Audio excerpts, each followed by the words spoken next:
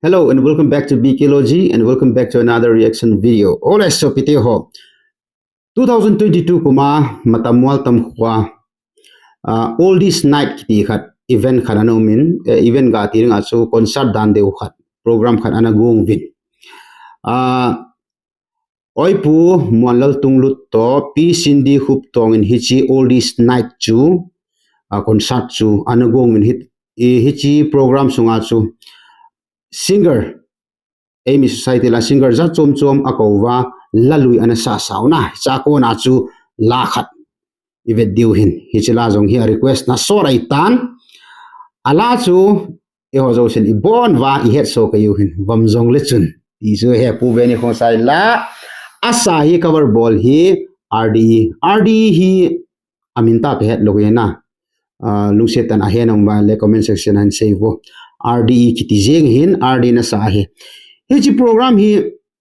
a sound system I ga tira melola sound arrangement pa sona a bol hoi ma main pu mualalin a khutiale a recording jong chu a hoya hoi hin chule a final output pa khuna production pa khu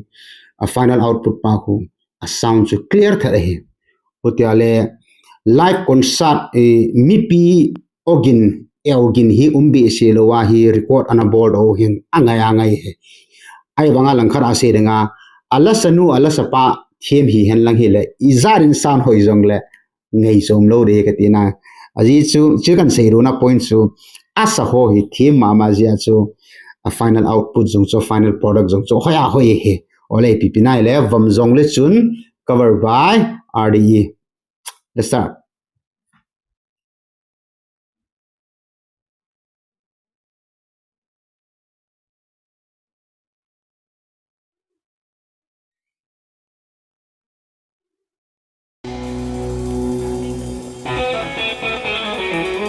Wow. Rất nal thơ na. Mas akiwa keyboard atham pen chu hi le kilome mualal tunglut chu a music master pa na ada music director pa.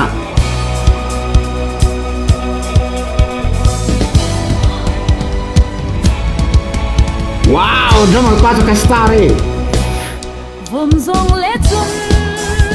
boy nu nang bo na hoi pe le se chung al koi bong so ke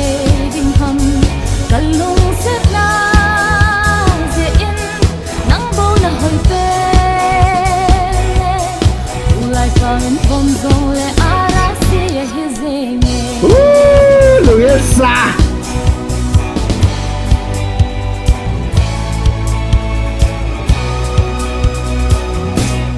Vang kho kale na za tam la ya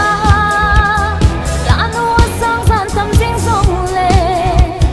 Vang kho kale na za tam la ya la no sang san tam jing song le Dang po se lung la ui thei dang ngom lo nam mel put them kha om hiu zong le chun ke se lung la ya na veis ne Vom zong le chun boy nu nang bo na hoi pe le se chung al koi bang so ke ding ham kalung sit na ze in nang bo na hoi pe ulai pa ren vom zong le ara si ye zenge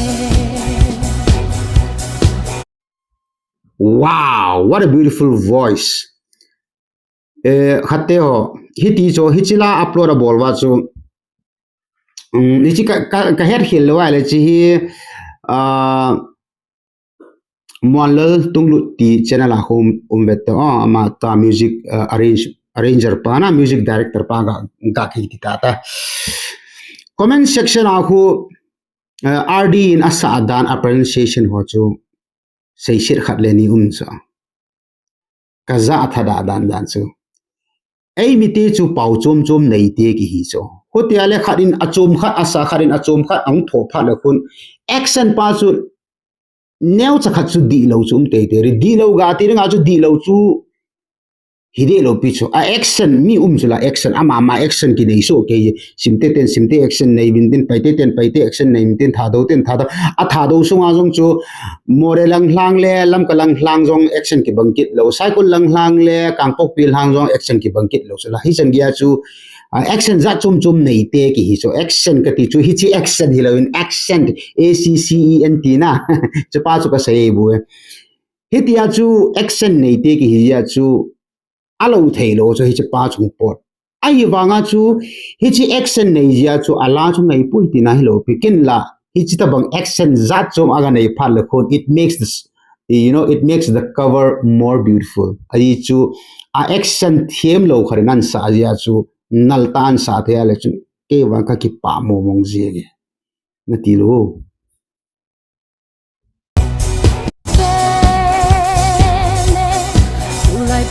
Vom zole ara si hezenye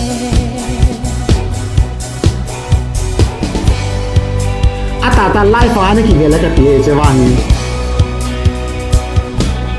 lung sit nan vom leng au khen po lung sit nan le ne wa khen po lung sit nan vom leng au khen po lung sit nan le ne wa khen po kal lung sit no tu vom hem no zong le kal lung sit no tu len hem no zong le kal lung sit tu hin kwa ding vom zong le chun boy nu na bo na hoi pe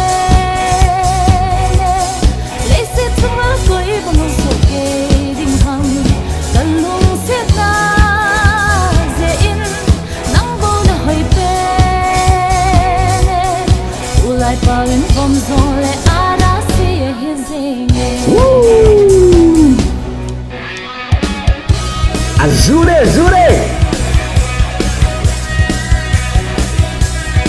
music to chao thare na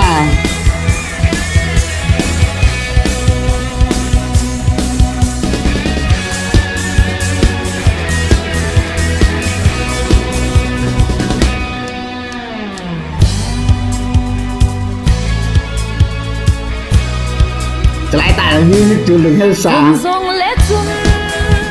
boy nu nang bo na hoi pe le se tu ma koi bo no so ke ding hang kal lung sit na ze in nang bo na hoi pe ulai pa in vom zong le ara si hi ze ne